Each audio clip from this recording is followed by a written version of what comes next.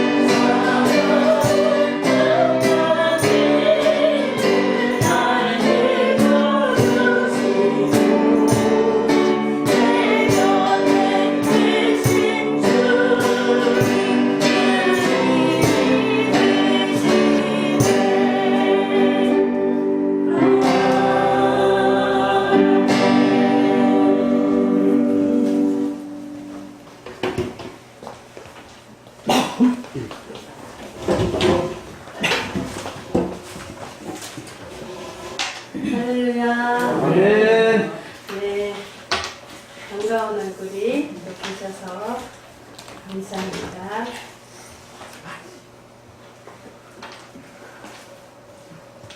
네, 한 주간 3일 동안도 평안하셨죠? 네. 우리 이 시간에 먼저 말씀 듣기 전에 우리 나라와 민족을 위해서 먼저 기도해 주시고요.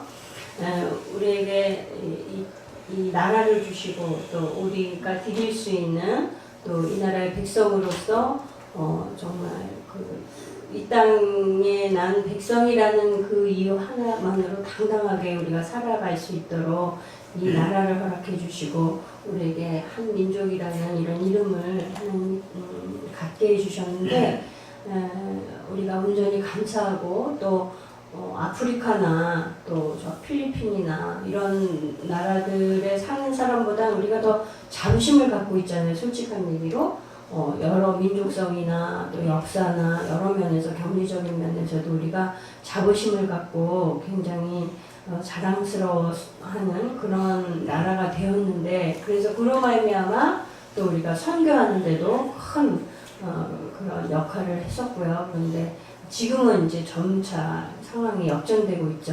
우리가 그러니까 이것을 놓고서 우리가 먼저 하나님 앞에 이스라엘 민족들이 하나님의 말씀에서 떠났을 때 그리고 하나님을 섬기지 않은 것은 아니었죠. 그죠? 네, 우리가 배운 바로는 하나님을 섬겼으나 우상과 더불어 같이 하나님을 섬겼기 때문에 하나님의 진노하심을 받은 거거든요. 그러니까 우리나라가 지금 하나님이 주신 복인 것은 알지만 그 복을 가지고 세상의 부귀영화를 누리고 또 하나님의 복음에 대항하는 그러한 것에 힘을 쏟고 있기 때문에 이 나라가 어려움을 겪게 됐다라는 생각이 들지요. 그러니까 나라 민족이 속히 깨닫고 회개하고 하나님의 말씀대로 다시 돌이키는 우리 민족 되게 해주셔서 정말 우리 대통령께서는 흡수 통일은 안 한다 했지만 우리는 흡수 통일을 놓고 기도를 해야 돼요. 그죠? 우리나라가 온전히 흡수 통일을 해서 이 한 민족이 하나가 되어져야지 각각 그렇게 놀아가지고는 이게 안 된다는 거죠. 그죠? 그러니까 나라 민족을 위해서 또 온전한 통일을 위해서 기도해 주시고 먼저 또 우리 개개인이 하나님 앞에 날마다 깨어서 기도하는지 우리 회개함으로 이 시간에 우리의 모습을 다시 돌아보며 하나님께 은혜를 구하는 귀한 시간 되기를 원합니다. 우리 통성으로 큰 소리로 소리 높여 기도하시겠습니다. 전능하신 하나님, 존경하신 하나님, 아버지 우리를 사랑하시고 아버지 우리를 특별한 은혜로 우리 귀한 민족을 아버지 우리에게 주셨습니다. 이 민족이 대한민국이라는 나라를 주셨습니다. 하나님과 아버지 그리고 정말 건강한 마음을 주셔서 세계 열방 가운데 이 대한민국의 이름을 높여주시고 이 한 민족의 이름을 높여주셔서 정말 우리로 아버지 주의 이름을 증거하기 위하여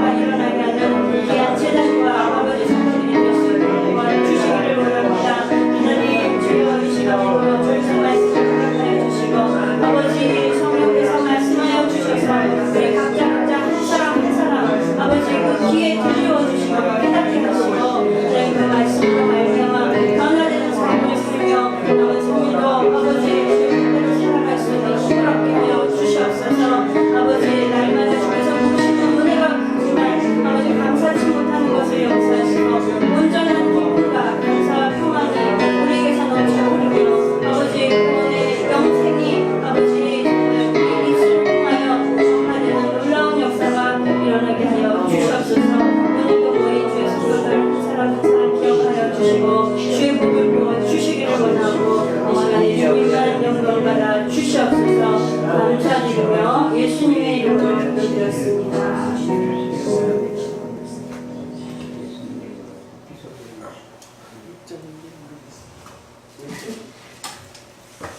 뭐예요? 다니엘 큰 소리로 뭐 컨닝해? 잊어버렸어? 6장 글자리지 헷갈리죠? 우리가 지금 계속 레위 지파를 하고 있어서 네. 이거 맞히는 사람 누구일까? 6장 34절인가? 아닌데요.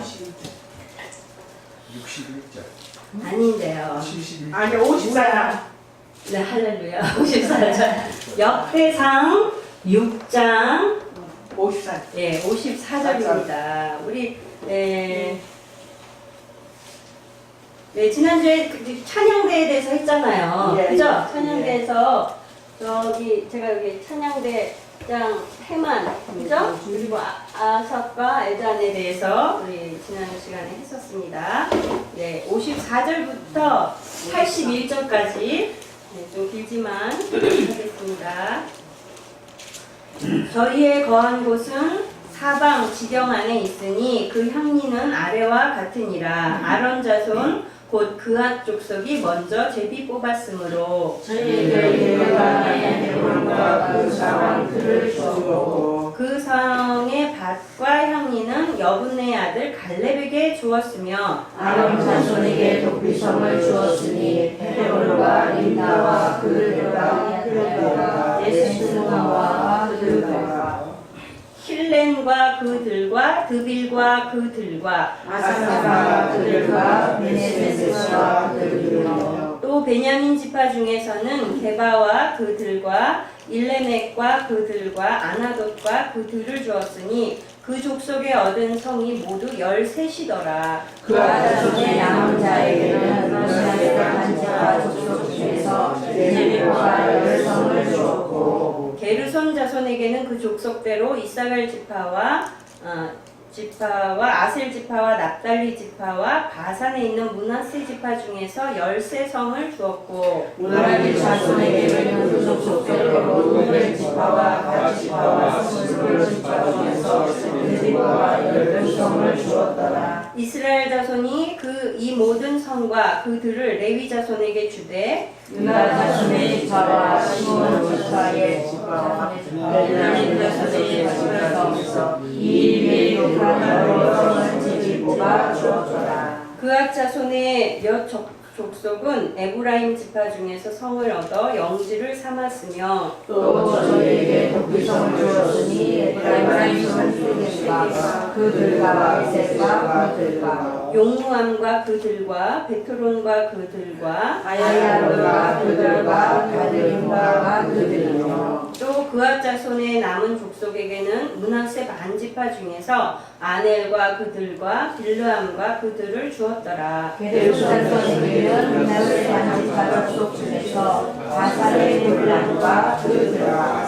아스라롯과 그들을 주었고 또 이사갈 지파 중에서 게데스와 그들과 다브랏과 그들과 라몬과 그들과 아넬과 그들을 주었고 아셀 지파 중에서 마살과 그들과 압돈과 그들과 호고가 그들과 루옥과 그들을 주었고 납달리 지파 중에서 갈릴리의 게데스와 그들과 함몬과 그들과 기랴다임과 그들을 주었더라. 무라리 자손의 남은 자에게는 스물론 지파 중에서 림모노와 그들과 다볼과 그들을 주었고 또 요단 건너 동편 곧 여리고 맞은편 루벤 지파 중에서 광야의 베셀과 그들과 야사와 그들과 그대물과 그들과 메바과 그들을 주었고 또 갓지파 중에서 길르앗의 라못과 그들과 마하나임과 그들과 헤스과 그들과 아셀과 그들을 주었더라. 아멘. 네.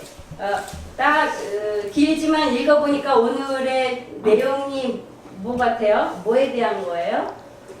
레위 지파들이 정착한 그 땅에 대한 이야기죠. 예, 우리가 몇 주 동안 지금 12지파 중에서 레위 지파를 계속해서 지금 살피는 오늘 마지막 내용인데요.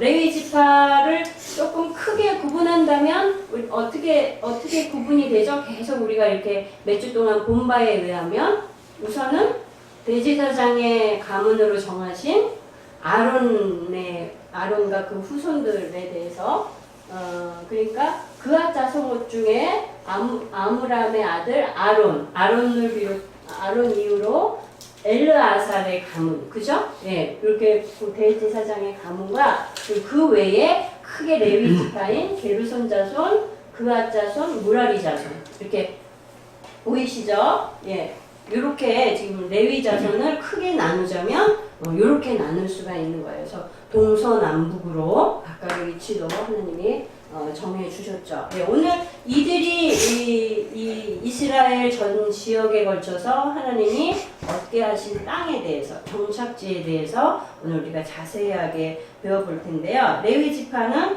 하나님께서 모두 이 온 이스라엘 땅 가운데서 성읍을 48개를 레위 지파 전체에게 지급을 해주셨어요. 그리고 각 지파 자손별로 그앗 자손, 또 게르손 자손, 무라리 자손, 또 아론의 후손 이렇게 해가지고 12에서 13, 10 이렇게 해서 그 성읍들을 얻게끔 하셨고요. 그런데 그들이 지금 우리 54절부터 한번 볼까요? 예, 54절에 보면 하나님께서 이제 땅을 얻게 하시는데 이들이 어떤 방법으로 땅을 얻게 하냐면 제비를 뽑았죠.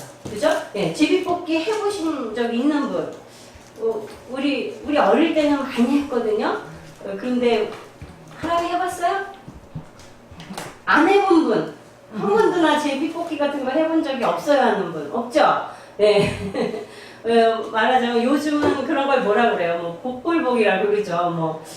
걸리면 좋고 안 되면 할 수 없고 이런 개념이지만 예전에는 우리나라 사람들도 제비뽑기가 굉장히 중요한 의미로 여겨졌었어요. 그런데 더군다나 이스라엘 백성에게 있어서 제비뽑기는 아주 무언가를 결정하는, 그리고 분할하는 데 있어서, 나누어 갖는 데 있어서 아주 우선 원칙이라고 할 수 있거든요. 근데 이건 사람들이 자기 마음대로 정한 것이 아니라 하나님이 제비뽑기를 하라고 명하신 하나님의 명령이에요. 그러니까 하나님이 주신 나누는 방법인 거죠. 우리가 크게 제비뽑기 하면 성경에서 기억나는 게 뭐가 있을까요? 아간. 그렇죠, 아간. 이스라엘 백성들이 가나안 땅에 가서 아이성에서 아주 참패를 당하게 됐을 때, 그때 그냥 아주 모두가 통분하면서 제비뽑기를 했을 때, 각 지파별로 나와서 제비뽑기를 했을 때, 어느 지파였죠? 베냐민 지파였나요? 네, 하여튼 지파가 걸리고, 또 거기서 그 가족의 대표별로 또 제비뽑기 했는데, 그 가족의 대표 중에서 아간이 속한 가문의 대표가 뽑히고, 이렇게 해서 결국 이 아간이 잘못임을 지적하는 제비뽑기가 당첨이 된 거죠. 그러니까 아간이 뺄 수가 없는 거죠. 지금 법무장관이 다 거짓말로 떡칠을 해도 다 드러나고 있는데도 그래도 계속 거짓말 하잖아요. 그러나 아간은 그럴 수 없죠. 하나님이 엄밀하게 자기를 지목하셨다는 걸 분명하게 아니까. 이것이 바로 하나님이 하시는 방법이에요. 그런데 오늘 지금 레위 지파에게 이스라엘 모든 전체 민족에게서 지파에게서 땅을 분배해 주시는 방법도 이 제비뽑기를 하나님이 사용하셨다는 거죠. 네. 어떻게 보면 우연히 그렇게 걸려들 수도 있는 거고 아닐 수도 있는 거고 그런 거 아니야? 우리는 그렇게 생각할 수 있지만 우리 성경에서는 제비 뽑는 것조차도 하나님께서 거기에 간섭하시고 주시고자 하는 것들을 하나님이 목표로 정해서 주신다는 거를, 그러니까 분명하게 하나님이 주시는 거라는 그런 믿음을 갖고 제비 뽑기도 하는 거죠. 네, 어쨌든 이렇게 제비 뽑기를 하는데 땅을 분배하는 양에 있어서도 이 가나안 땅은 어떻게 보면은 사실상 전쟁을 통해서 얻은 땅이잖아요. 그죠? 예. 그러니까 그런 걸 뭐라 그래요? 전쟁에서 얻는 전리품. 그죠? 가장 크기가 큰 전리품이라고 할 수 있어요. 이 땅이. 네, 그런 소유를 분배함에 있어서 그러니까 인간적인 생각으로 하면 가장 많이 싸웠고 가장 힘이 세서 많은 힘을 발휘했던 사람이 수고를 제일 많이 한 사람이 가장 많이 가져야 돼. 내가 제일 많이 힘이 세니까 내가 많이 가질 거야.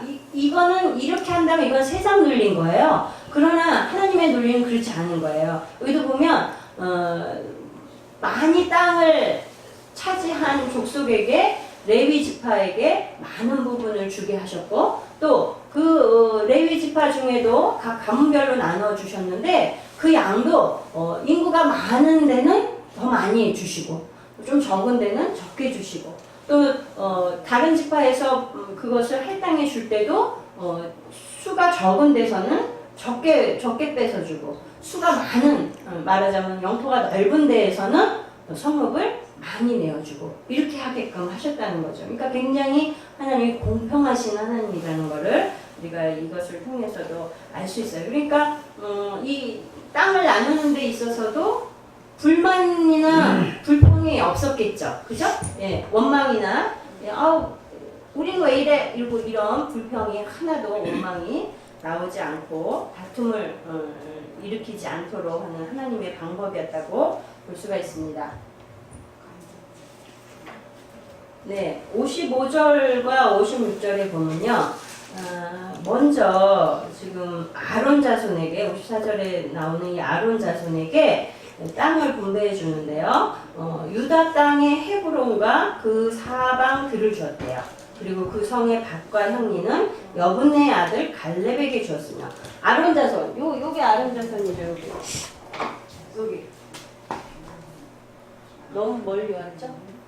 아론의 손 나답과 아비후가 실족한 이후에 이 엘르아셀의 계보로 이렇게 제사장이 이어왔잖아요. 저 바로 아론 자손에게 제사장의 직무를 이어가는 아론 자손에게 먼저 땅을 배분해 주는데 자 여기서 퀴즈 우리 한참이 돼가지고 이제 다들 잊어버리셨을 것 같아요.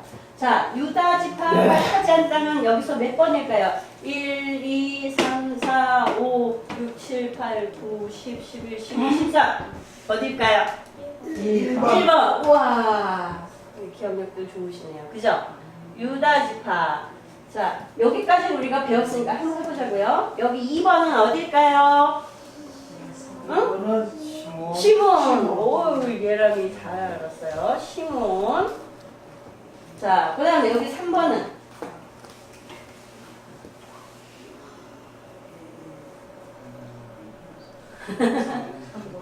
여기 루벤인가? 네 할렐루야 루벤 지파 또 네 갓 지파 예 므낫세 왜 므낫세 반 지파라고 볼까요? 므낫세의 2분의 1이란 말이에요. 네 그리고 저도 헷갈리는데 우리 목사님 잘 좀 봐주세요. 자 6번 여기는 뭘까요? 여기 지도를 안 가져왔네. 6번 여기는 어딜까요? 납달리 아닌가? 이사가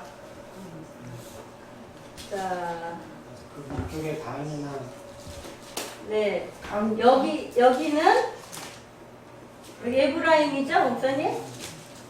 여기가 단이고 여기가 베냐민 지파. 자 여기가 므낫세인가요? 에브람 에브라임인가? 여기가 에브라임 같은데. 빨리 어디 지도 갖고 계시면 저기 하람이 저기 제 책상에 가서 지도 그림 A4 용지 하나 갖고 오세요. 제가 깜빡하고 한 거였어요. 네, 어쨌든 오늘 할 거는 다 나온 것 같아요. 가슴 왜 부사? 네, 이 아론의 자손들은 어디를 줬다고요? 어느 땅? 요 유다 땅. 유다 땅. 그죠? 예, 유다와 또 요 시므온 지파와 그리고 네, 이렇게 요 땅을 주로 지금 어느 족속? 아론의 자손에게 이 땅을 줬어요. 그러니까 면적의 크기로 한다면 제일 크다고 볼 수 있어요. 제일 크다고 볼 수 있는 땅을 하나님이 이 제비뽑기를 통해서 주셨는데 신기하게도 지금 가장 많은 이 아론의 자손의 지파의 이 땅을 허락해 주십니다. 네. 그런데 더불어서 누구의 이름이 나와요? 그 다음 절에 갈렙의 이름이 나오죠? 예, 갈렙 우리가 지지난 시간인가요? 했었는데요. 이 갈렙은 하나님의 축복을 많이 받은 자죠. 그 축복을 받을 만한 또한 그런 그릇이었어요. 모든 정탐꾼들이 더불어서 이스라엘의 많은 백성들이 이 가나안을 점령하는 것에 대해서 두려워하고 하나님의 말씀을 온전히 믿지 못하고 불평할 때에 갈렙과 여호수아만이 하나님의 말씀을 그대로 우리 믿고 나아가자고 이렇게 외쳤던 사람이죠. 그래서 그 동시대에 살았던 모든 사람이 다 죽었지만 갈렙과 여호수아와 그리고 그 다음 차세대의 이스라엘 백성들만 가나안 땅에 들어갈 수 있었어요. 더불어서 또 이 갈렙은 마지막까지 그 가나안을 점령하는데 80세의 노인임에도 불구하고 굉장히 충성되고 열심 있는 마음으로 가나안 땅을 점령해 나갔죠. 그래서 성경에 보면요, 이 갈렙이 헤브론을 점령하는데 이 헤브론은 아낙 자손이 거하던 곳이거든요. 굉장히 거대했던 자손이잖아요. 예, 이 갈렙이 정복한 이 정복지를 마지막으로 이스라엘의 이 가나안 땅의 전쟁이 그쳤다 그랬어요. 그러니까 마지막까지 갈렙은 이 정복 전쟁의 마지막 순간까지 80이 넘은 노인의 그 연령에도 불구하고 충성되게 하나님의 말씀을 실행하기 위해서 애썼던 인물이라고 볼 수 있어요. 그러니까 이 아론 자손과 또 더불어서 나오는 이 갈렙에게 하나님이 많은 지경을 주셨다는 것을 볼 수가 있죠. 그만큼 하나님의 나라의 일을 하는 하나님의 그 일꾼들과 또 충성된 자들에게 하나님이 그 상급을 잊지 않고 주신다는 그런 거를 지금 상징하는 건데, 이거는 다르게 말하면 지금 오늘날의 우리의 교회 안에 성도들의 모습에 비유한다면 우리가 하나님의 자손인 예수 그리스도로 말미암아 구원받은 우리 성도들이 바로 뭐라고 그랬어요? 제사장이라고 그랬죠? 예, 우리가 제사장인 거예요. 어떤 면에서 예수 그리스도의 그 구원의 복음을 전하고 또 하나님이 주시는 축복을 이웃들에게 빌어줄 수 있는 그러한 의미로서의 우리가 제사장의 역할을 감당해야 되는데, 이렇게 충성된 일꾼들에게 하나님께서 반드시 이렇게 후한 대접을 해주신다는 것을 우리가 믿고 우리의 현실 속에 그것이 실질적으로 물질적으로 금방금방 다가오지 않는 것보다도 그것이 육적인 것뿐 아니라 영적인 복으로까지 하나님께서 이어지게 해주신다는 그런 믿음을 가져야 되겠습니다. 네, 57절에 이 아론 자손에게 도피성을 주셨다고 했어요. 그죠? 네, 헤브론과 림나와 그들과 쭉 나오는데요. 이 도피성이 뭔지 여러분들 잘 아시죠? 죄수들이 네. 이렇게 해놓은 네, 제수들이 이렇게 해놓은 거. 죄수들을 네. 보호하는 한 컵에다가 네. 그 제사장들이 그 네. 가져온 그렇죠. 네. 네, 저기 우리 박 권사님이 네, 많잖아요. 중요한 핵심은 다 얘기해 주셨어요. 왜냐하면 뭐예요? 그러니까 내가 고의로 내가 사람을 죽여야지, 그리고 죽인 것이 아닌데 어떻게 하다 보니까, 예를 들어서 어떻게 하다 보니까 우리 소를 붙잡고 가다가 내가 놓쳤는데 소가 사람을 들이받아서 그 사람이 죽어버렸어요. 근데 본 사람이 없으니, 이거를 정확하게 본 사람이 없어서 마치 내가 소를 풀어놔서 저 사람을 향해서 달려가게끔 해갖고 일부러 죽였다라는 오해를 사게 됐을 때 이런 경우 굉장히 억울하잖아요. 그리고 그 외에 고의가 아닌 실수나 이런 실책으로 잘못을 저지르고 살인이라는 그런 누명을 쓰게 됐을 때 또 내가 범인이 아닌데 다른 사람이 그랬는데 나라고 누명을 썼을 때 이런데 굉장히 억울하잖아요. 그럴 경우에 이렇게 도피성을 정해주셔서 그곳으로 도망가서 말하자면 피해자의 가족들이 죽이지 못하도록 억울한 죽음이 또 발생하지 않도록 하나님께서 도피성이라는 곳을 지정해 주셨어요. 자, 여러분 눈치채셨다면 도피성은 모두 몇 개가 있을까요? 13개가 있을까요? 6개가. 빨간 거 도피성 아니에요? 할렐루야. 예. 빨간 게 지금 도피성입니다. 지금 딱 이렇게 아주 너무 우리 박 선생님 똑똑하세요. 자, 이렇게 이 사해와 갈릴리를 잇는 이 강을 중심으로 해서 요단강 동편과 서편을 우리가 나누잖아요. 거기에서 이쪽으로 하나, 둘, 세 개. 이쪽으로 하나, 둘, 세 개. 이렇게 볼 수가 있고요. 또 전체적으로 보면 아주 균 거리상으로 굉장히 잘 분배가 돼요. 제가 그림을 조금 정확하게 못 그려서 그렇지. 하여튼 이 위치상으로는 굉장히 균등한 비율로 이렇게 도망가기 쉽게끔 그렇게 하나님이 이 성들을 정해 주셨어요. 이거를 바로 레위 지파에서 이것을 이 성을 갖도록 하나님이 정해 주셨는데요. 그러니까 이렇게 왜 이 그러니까 굉장히 중요한 성읍이죠. 죄인들이 도피할 수 있는 곳이고 굉장히 이런 성읍들을 중심으로 굉장히 이 이스라엘 민족들이 왕왕 왔다 갔다 했을 것이고 더군다나 성경에는 나와 있지 않지만 이 유대력이나 이런 데 보면은 1년에 한 번씩 뭐 남녀노소 누구든 할 것 없이 다 나와서 1년에 한 번씩은 이 길을 다 닦도록 그래서 재정비하도록 그래서 항상 넓고 평탄한 길을 유지할 수 있도록 그렇게끔 이스라엘 민족들이 항상 힘을 썼다 그래요. 그러니까 대로가 놓여져 있는 그런 곳인 거예요. 그러니까 교통의 요충지라고도 할 수 있고 굉장히 중요한 역할을 하는 그런 땅이었는데 이것을 이 레위 지파에게 더군다나 아론 자손에게 이것을 주셨다는 것은 굉장히 큰 영광이고 중요한 의미가 있겠죠. 왜 제사장의 가문에게 이것을 주셨을까요?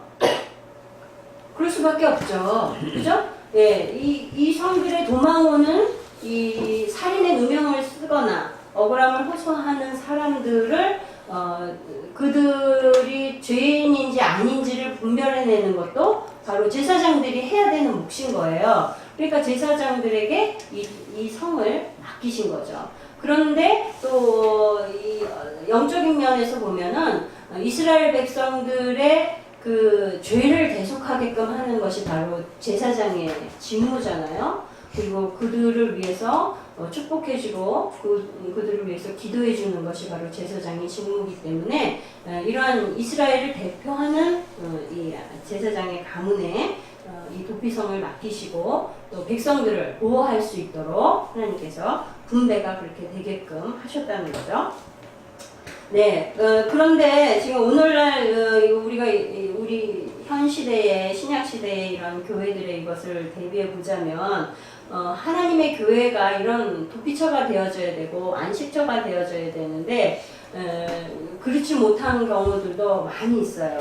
어떤 의미냐면 지금 세간의 교회들이 또는 어떤 사이비 교사들이 오르내리고 또 사이비라서 오르내리는 거는 또 그렇다 쳐도 교회 안에서 성도들 간에 서로 다툼으로 인해서 교회가 쪼개지고 이런 것들이 교회 안에서 재판이나 이런 것들을 해결이 돼야 되는데 그러지 않고 그게 어디까지 가냐면 세상의 법정까지 가게 되는 이런 수치스러운 일들이 일어날 때 이거는 어떻게 보면 교회가 안식처요 피난처의 역할을 제대로 못하는 경우잖아요. 그런 경우 너무 안타깝죠. 그러니까 이거 하나님 앞에도 그 교회도 그 교회의 목회자도 그 교회에 속한 성도들도 모두가 하나님 앞에 죄 없다고 할 수가 없는 지경이라고 생각이 됩니다.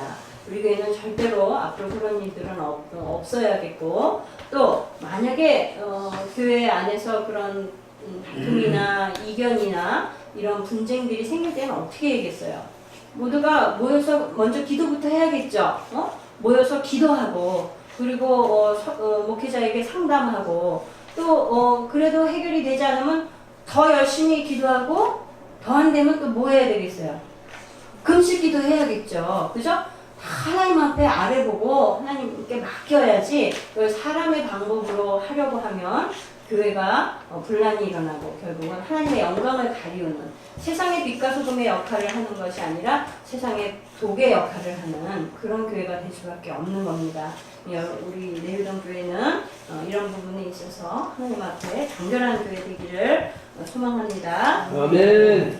아멘. 네, 그러니까 한 마음이 되어져야 되는 거예요. 교회가 하나님 안에서 한 마음이 안 되면 무슨 맨날 예수의 사랑을 부르짖어도 아무 소용이 없는 거죠. 세상 가운데서 빛과 소금이 될 수 없는 거죠. 그러니까 어떻게 우리가 두 마음을 가지고 한 가지 복음을 전할 수 있겠어요, 그죠? 예, 이 이후에 이제 60절까지 나오는 내용은 이제 이 아론 자손들이 속한 성목과 그 지경들을 쭉 나오는데요. 또 보면은 요 아래쪽이란 말이에요. 그죠? 이 아래쪽. 자, 여러분 딱 봤을 때, 자, 여기는 사해가 있어요. 사해가 어떤 바다인지 알죠? 여매라고도 하죠. 그죠? 소금물.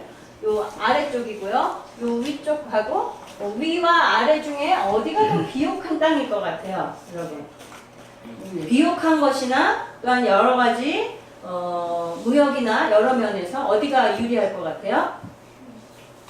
네, 우리 잘 모르겠죠. 우리나라가 아니니까. 네, 그런데 지금 현재도 보면요, 북쪽이 더 흔함하다 그래요. 그 이유는 남쪽은 여기가 우리가 사해인 것을 봐서도 알지만 아무래도 북보다는 남쪽이 더 뜨겁겠죠. 그래서 그런지 이 광야가 많고 또 더불어 뭐가 많겠어요? 사막 같은 그런 땅이 많겠죠. 그렇게 비옥한, 아주 비옥한 땅은 아니었던가 봐요. 그런데 지금 이 아론의 자손에게 이 땅이 주어졌단 말이죠. 그러니까 사실 육적인 관점에서 보면 그렇게 좋은 땅은 아니에요. 그래도 많은 지경을 분배받은 것은 좋기는 한데 먹고 살아야 되잖아요. 제사장들 먹고 살아야 되는데 비옥한 땅이 아니니까 어떻게 해요? 인간적으로 생각하면 기왕이면 더 비옥한 땅으로 받았으면 먹고 사는데 좀 지장이 덜할 텐데 이런 염려가 될 수 있잖아요. 그런데 염려할 것이 없어요. 왜 그럴까요? 왜 그럴까요?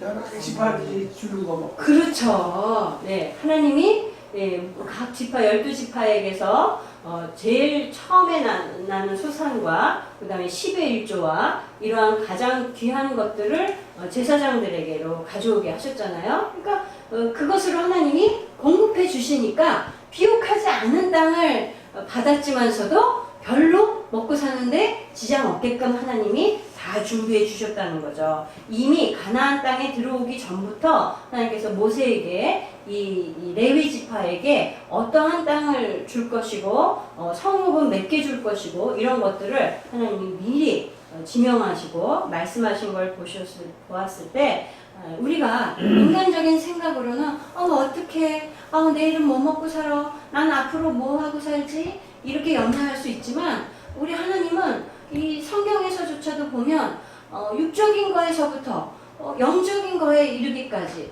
우리 육적인 갈구하는 모든 것 광야 땅에서도 사막 가운데서도 하나님 이스라엘 그 많은 백성들을 다 먹이시고 입히시고 옷이 헤어지지 않게 하셨고 굶지 않게 하셨고 목마르지 않게 해주셨잖아요. 그 육적인 것도 해결해 주시고 더군다나 우리에게 예수 그리스도로 말미암아 영생을 얻는 영원한 생명을 얻게끔 하는 영적인 것까지도 하나님께서는 다 채워주시고 공급해 주시는 분이시라는 거죠. 그러니까 우리가 육적인 염려를 하는 것은 마땅치 않죠. 그죠? 그러니까 오늘 먹을 것, 오늘 입을 것을 걱정하지 말라고 하신 말씀이 예수님께서도 뭐라 그러셨어요? 들백합화도 입히시고 새들도 먹이시는데 염려하지 말라고 그러셨죠? 예, 염려는 누가 가져다 주는 거라고요? 사단이 가져다 주는 거예요. 그러니까 우리가 혹시라도 그런 염려가 들을 때 뭐라고 해야 돼요? 예수의 이름으로 명하노니 사단아 물러가라. 하나님 나를 지키시고 오늘까지도 지켜주셨고 내일도 내게 공급해 주시고 하나님의 나라까지 나를 인도해 주실 것을 믿습니다. 아멘. 네, 이런 믿음으로 우리가 살아가고 우리뿐 아니라 나 자신이 그래야 우리 이웃에게도 이것을 증거할 거 아니에요. 담대함과 평안함을 그들에게 전해줄 수 있어야 되잖아요. 우리 기도하러 오시는 저 아래에서 오시는 그 집사님도 이게 은혜를 많이 받았던 분이고 열심으로 하나님을 섬겼던 분인데 또 여기 이사 와서 너무 좋으셨대요. 그런데 이제 좀 시간이 지나니까 간증을 하자면 이 아무래도 영적으로 수축이 된 거죠. 그러니까 염려도 오고 불안도 오고 그랬던 것 같아요. 이건 누가 가져다 주는 거예요? 사단이 가져다 주는 거죠. 근데 하나님이 여기다 이렇게 연결시키셔가지고 이 양반이 우리 교회에 그냥 홀딱 반했어요. 주의 종에게도 반하고 그냥 성도들한테도 반하고 오예배 오셨잖아요. 오예배 안돼 또 우리 조 집사님 찬양 인도하면서 시편 23편 말씀을 또 해주셨는데 그 말씀이 또 그렇게 은혜스러웠대요. 그 찬양 우리 학생들이 찬양하는 모습을 또 보고 또 그렇게 너무너무 은혜스럽다는 거예요. 그게 하나님이 주시는 마음이죠. 예, 그래서 그냥 그 지난주부터 매일 오셔서 기도를 회복했어요. 그냥 부르짖고 막 기도하는데 기도에 용사더라고요. 그래서 하나님 기도의 일꾼을 보내주세요 그랬더니 하나님이 들으셨구나. 할렐루야. 이제 온 교회가 우리 내유동교회 온 성도님들이 다 이 기도줄을 회복하기를 원합니다. 우리 좀 받아야 되겠죠. 그죠? 예. 못 먹고 신경이 예민해지고 막 굉장히 영육간에 어려운 지경에 있었던 거예요. 근데 영이 회복되니까 다 회복될 줄 믿습니다. 생각나실 때 김경희 집사님 위해서 기도해 주시고 하나님의 인도하심이 있을 거예요. 그러나 제가 막 하여튼 그건 뭐 나중에 할 얘기고요. 네, 어쨌든 이렇게 우리가 먼저 그 나라와 그 일을 구하는 것이 우리에게 시급하지 우리 육적인 것 때문에 우리가 동동 구를 필요가 없는 거예요. 내가 하나님의 나라를 위해서 일할 때에 하나님께서 내 일을 해주시고 내 양식을 공급해 주시는 것을 우리 믿습니다. 네, 61절을 보면 이제 그앗자손, 저기 그앗자손 있죠? 예, 그앗자손 가운데 허락된 그런 지경들이 쭉 나옵니다. 예, 어디에요? 에브라임과 네, 여기 컨닝할 재료가 왔으니까 자, 에브라임 몇 번일까요? 이제 우리가 11번. 안 했죠? 예, 할렐루야. 여기가 에브라임 또 그리고 여기는 단이라고 그랬고요. 여기 베냐민. 여기가 뭐예요? 므낫세. 아, 그쵸. 므낫세 반지파. 반이라 그러면 이름이 반인 줄 알까봐 제가 이렇게 한 거예요. 네, 이렇게 여기까지는 여기는 뭐라고요? 아론의 자손. 여기서부터 이렇게는 여기는 네, 그핫. 예, 남은 그핫 자손. 이 아론도 사실은 그핫의 계보죠? 그죠? 보이세요? 네. 이 아론의 조상이 그핫인 거예요. 예, 그핫 자손, 이 아론의 자손 나머지들을 이 땅을 넓게 주셨다는 거예요. 네. 그리고 나온 김에 자, 7번은 아셀 지파. 또 6번은 6번 납달리 지파. 그리고 8번 네, 스불론. 이사갈. 수고라면 할머니? 네, 여기가 스불론이야. 이게 우리나라 이름이 아니라 굉장히 낯설어요. 납달린 몇 번이에요? 납달리 6이요. 맨 꼭대기. 그거 몇 번이야? 6번. 네.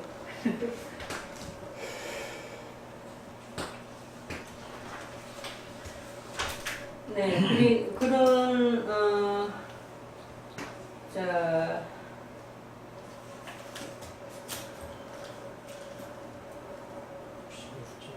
네, 그리고 71절 게르손 자손. 게르손 자손은 므낫세 반지파 중에서 하고 이사갈 지파, 자 므낫세 반지파와 이사갈 지파, 그리고 어디에요?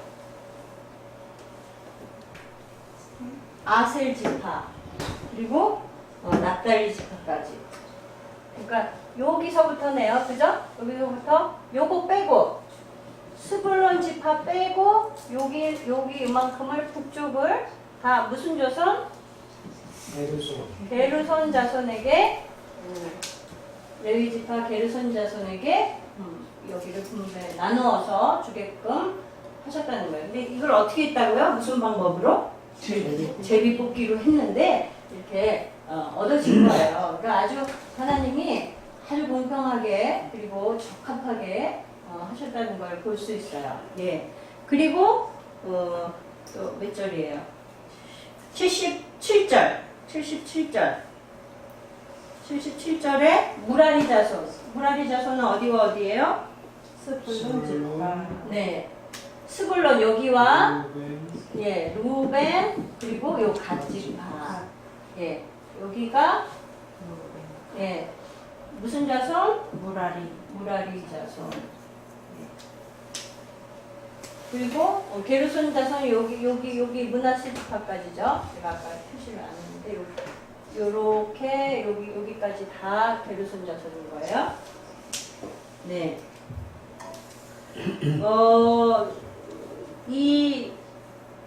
어쨌든 레위 지파가 이 제사장의 가문들이 다 전국에 분포돼서 퍼져 있게 된 거죠. 그죠? 네. 예루살렘은 어디에 있을까요? 유다 땅이요. 예. 여기 어디예요? 사실은 우리가 유다로 나중에는 이게 다 유다로 이렇게 명명이 됐지만 베냐민 땅이에요. 베냐민 땅 안에 이 예루살렘이 있으니까 제사장의 가문이 예루살렘에 있어야지 좋겠죠. 예. 그거는 이제 예루살렘 성전이 세워졌을 때를 기준으로 했을 때 제사장에게 있어서 편리한 곳은 요 근방이 맞는 거예요. 그러니까 이 땅을 분배해 받게 된 것은 언제예요? 가나안 땅에 들어간 초기죠. 그런데 예루살렘 성이 세워진 거는 사실 한참 뒤거든요. 솔로몬 왕 때거든요. 하나님이 이것을 미리 아시고 이렇게 아론 자손에게 이 땅을 분배해 주셨다는 게 너무 놀랍잖아요. 그죠? 네, 가장 필요한 곳에 적합하게 하나님이 이렇게 땅을 주셨다는 거예요. 그런데 그렇다 할지라도 지금 이 레위 지파가 전국적으로 이렇게 다 이렇게 이런 성읍들과 그 주변 땅들을 이렇게 형제들에게서 나눠 받게 되고 거주하게 됐는데 왜 이렇게 하나님이 전국적으로 이렇게 흩어놓으셨을까? 왜 그럴까요? 여기 몇 가지 원인을 우리가 알 수 있어요. 우선은 그들이 하는 직무 때문에 그런 거예요. 예루살렘이 나중에 여기 있는데 여기 있어야지 좋지 않아요? 그렇죠. 그래서 아론 자손을 여기다가 주신 거죠. 더불어서 이 제사장의 레위 지파는 더구나 제사장의 가문은 누구를 대표한다고요? 누구를 대표해요? 이스라엘 전체 지파를 대표하는 거잖아요. 그죠? 네, 이스라엘 민족 전체를 대표하는 것이 바로 제사장 가문이라고 했잖아요. 레위 지파라고 했잖아요. 그래서 광야에서 그 각 지파별로 그 장자를 계수했을 때 한 1개월 이상 된 남자 장자 첫 아들을 계수했을 때 누구의 숫자와 거의 동일하다고 그랬어요? 제사장의 제사장의 그 수와 같다고 그랬어요. 네. 이렇게 하나님께서 이스라엘 민족을 대표하게끔 하나님이 하셨는데 그렇다는 것은 이 제사장의 직무가 제일 우선되는 것이 속죄의 부분이거든요. 하나님 앞에 백성들의 죄를 중보하는 역할이고 또 그들에게 축복을 빌어주는 위치이기 때문에 요 유다 땅, 베냐민 땅에만 하나님의 속죄가 필요한 것이 아니잖아요. 전 민족의 족속에게 다 필요하잖아요. 그들에게 하나님의 말씀을 가르쳐 줄 사람이 필요한 거예요. 자, 왕의 할 일은 정치와 경제와 군사와 행정과 이런 부분에 왕과 그 신하들이 담당한다면 제사장, 레위 지파는 영적인 부분을 담당을 해야 되는 거예요. 그러니까 온 이스라엘 지파에 하나님의 말씀을 가르쳐주고 그 말씀대로 살지 않을 때에 혼을 내고 또 판별을 해주고 이런 역할이 바로 제사장들의 직분이기 때문에 하나님께서 전국에 걸쳐서 이들을 흩어놓으신 거죠. 그러니까 그렇게 할 수밖에 없었던 거죠. 그리고 형제들로부터 땅을 얻게끔 하신 거죠. 그러니까 우리도 영적인 제사장이라고 했을 때에 우리가 세상 속에 살면서 그냥 온 지경에 다 우리가 퍼쳐서 우리가 속한 곳에서 그곳에서 복음을 전하고 하나님의 바른 도를 세상에 알려주고 빛과 소금의 역할을 감당해야 되는 거예요. 그러지 않으면 하나님이 강제로 흩어버리시는 거죠. 자기 역할을 못하면 성도로서의 영적인 제사장으로서의 역할을 못하면 강제로 흩으시는 거예요. 이것이 성경 역사 속에서도 있었죠. 예수님이 부활 승천하신 이후에 예수 믿는 성도들이 크리스찬들이 예루살렘에 그냥 모여가지고 발벌 떨면서 자기네들끼리 이제 오순절에 성령 받았잖아요. 그러고서 은혜 충만해가지고 모여서 기도하고 그랬는데 예루살렘 안에만 있는 거예요. 그러니까 어떻게 하셨어요? 핍박을 받게 하셨죠. 그냥 예수 믿는다고 하면 그냥 다 잡아 죽이니까 살기 위해서 그냥 로마로 어디로 그냥 각지로 그리스도인들이 퍼지게 된 거잖아요. 우리나라 역사 속에서도 선진들이 증거하죠. 이북에서 먼저 평양에서부터 부흥이 일어났고 구원의 복음이 전파됐는데 거기만 영적으로 부흥하고 남쪽은 깜깜인 거예요. 그래서 하나님이 6.25 전쟁을 일으키셔가지고 남쪽으로 다 피난 오게 해갖고 남쪽에도 은혜 받게 됐다. 어른들이 그렇게 얘기를 하시더라고요. 네, 인간의 생각이긴 하지만 이렇게 우리가 사는 지경에서 우리가 그냥 우리의 힘이 닿는 대로 우리의 발길이 닿는 대로 정말 우리 보수적인 기독교 안에서는 땅 밟기나 이런 거에 대해서 또 비판도 해요. 그러나 저는 그렇게 생각하지 않아요.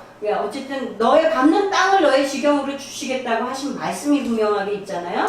그러니까 우리가 산책하면서 우리 참 운동 안 해서 문제인데 운동하면서 걸으면서 우리가 밟는 이 땅, 이 주변을 놓고 선포하면서 우리 기도해야 되겠죠. 이 땅을 밟아야 되겠죠. 우리 좀 열심히 해보자고요. 아주 추워지면 못하겠지만 우리가 걷는 걸음마다 하나님이 구원을 허락해 주시라고 이 땅을 축복하고 이 땅을 축복하고 이 땅을 지으신 하나님, 이 산을 지으신 하나님, 하나님의 영광이 이 땅 가운데 드러나고 믿지 않는 자들이 구원을 얻게 해주세요. 이 땅을 지금 지배하고 있는 악한 영들을 다 내몰아 쫓아주세요. 이런 기도를 우리 선포하면서 우리 영적인 지경을 우리 내일교회 성도들이 넓혀야겠습니다. 아멘. 네, 이제 거의 다 했는데요. 네. 우리가 이렇게 각지파가 루벤과 스불론과 이렇게 해서 무라리 족속에게 이렇게 허락이 됐는데요. 이렇게 하나님께서 레위 지파에게 이렇게 기업이 없는 그들에게 형제들의 12지파에 각 땅들을 나눠주게 하시고 또 그들의 가장 좋은 곳으로 섬기게 하시면서 레위 지파가 자기에게 맡겨진 그 영적인 사명들을 잘 감당할 수 있도록 하신 것 같이 우리 교회 안에서도 또 이렇게 주의 종들을 그렇게 섬겨야 되겠죠, 그죠? 예, 하나님의 일을 하는 사역자들은 경제적인 이익이나 어떤 그런 것을 위해서 일하지 아니하고 오직 하나님의 일만 하는 사람들이기 때문에 우리 성도들께서 좋은 것으로 함께 나누실 때에 또 그뿐 아니라 주의 종들도 더불어서 서로 존경하고 섬기는 그러한 자세가 바로 성경에서 말씀하시는 자세인 줄로 믿습니다. 네. 예,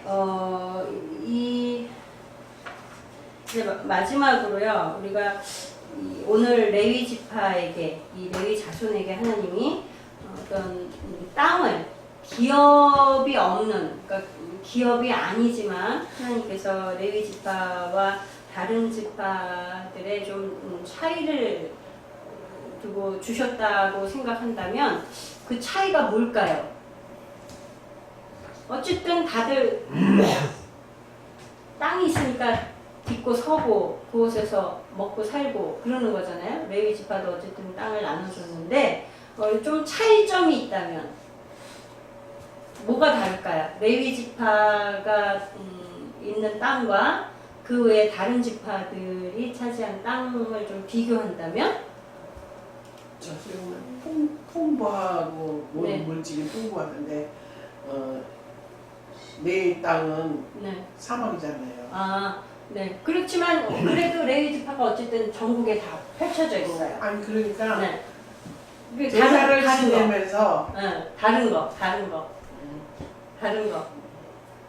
얘기 중에 좀 나오긴 했어요.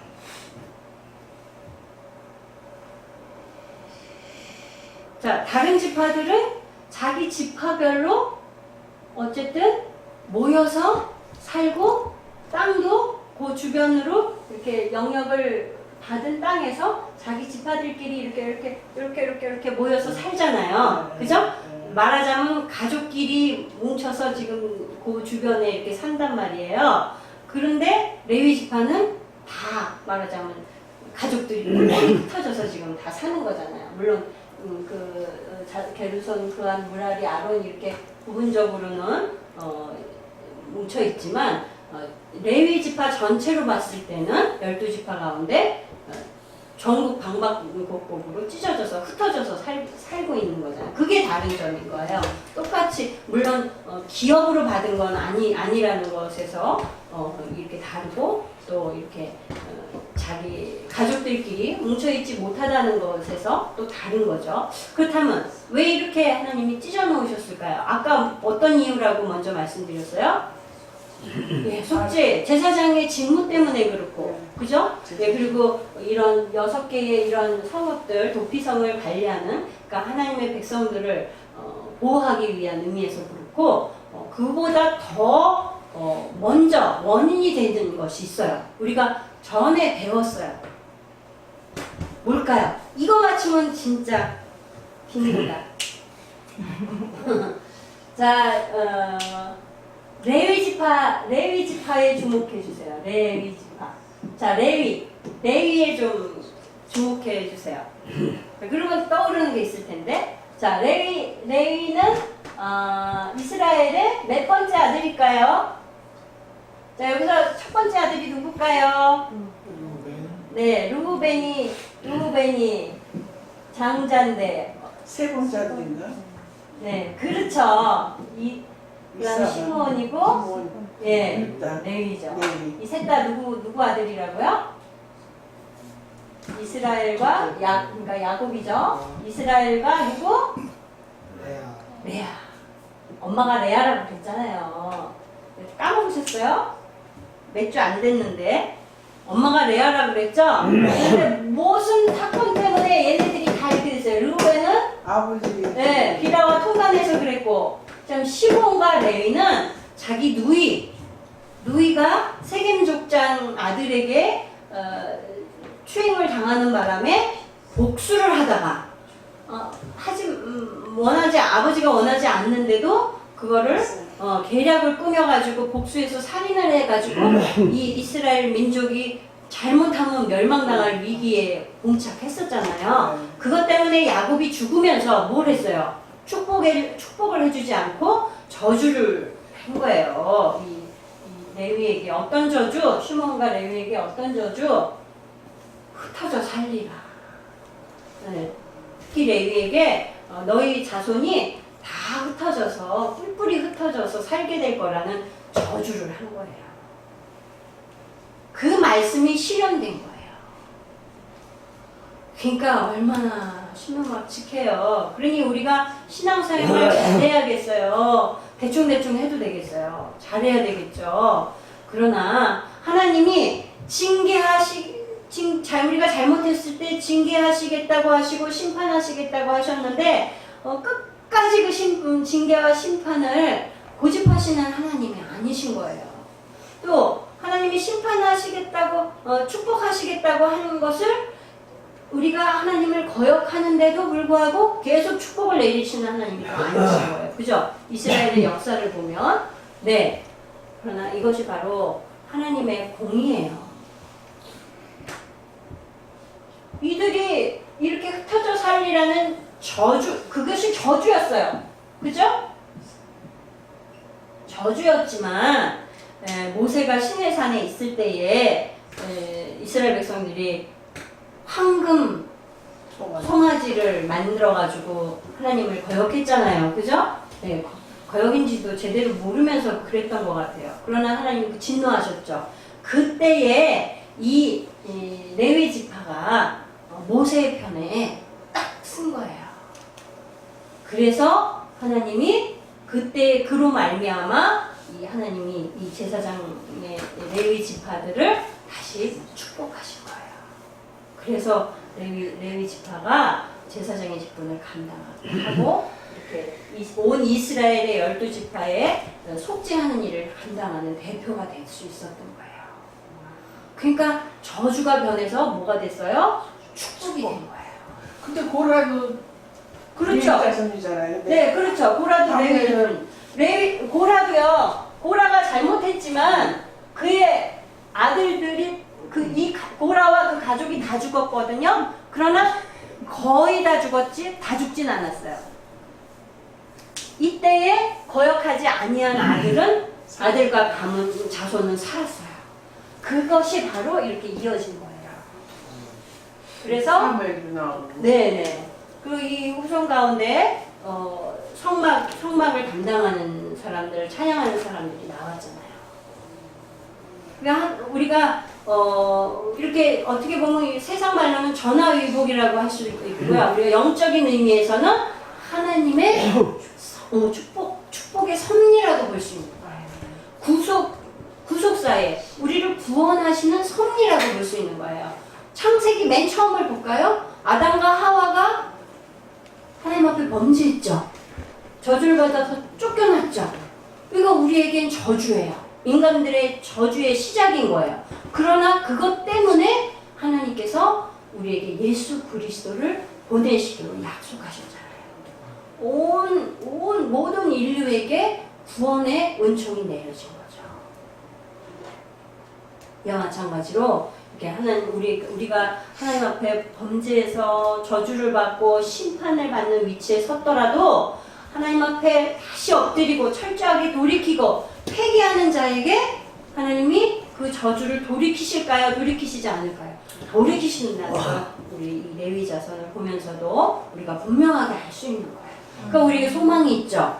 그러나 끝까지 자기 잘못을 깨닫지 못하고 화요일날 우리 성경 공부하면서 목사님이 문둥병 얘기를 해주셨는데 우리 정인희 선교님이 그게 뭐예요? 그러시더라고요. 그러니까 그 지역에는 장애인이나 이런 것들이 아예 있게끔 안 한다면서요. 그러니까 나왔을 때 다. 네, 그러니까 아마 그런 것들도 잘 이렇게 못 본 것 같아요.